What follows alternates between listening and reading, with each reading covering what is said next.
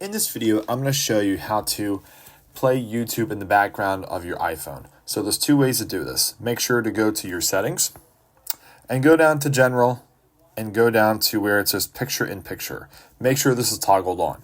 Once you've done that, you can back out of your settings and go to the YouTube app. So from YouTube, go to your profile at the bottom right-hand corner here. And then from here, go to the gear icon at the top right.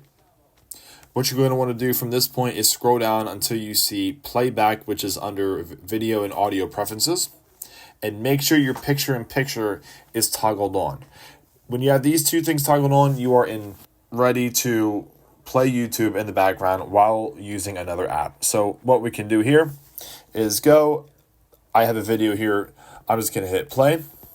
As you see the video playing, I'm just going to X out of this video and then come out of YouTube. That way it's still playing at the very bottom of the screen here. And what I'm going to do is show you, I can go on a different app. So I'm here on Twitter, and as you see, the video on YouTube is still playing. So it's that simple, that easy. Make sure you guys like and subscribe if you like the video. Hopefully we were able to help you out, and we'll see you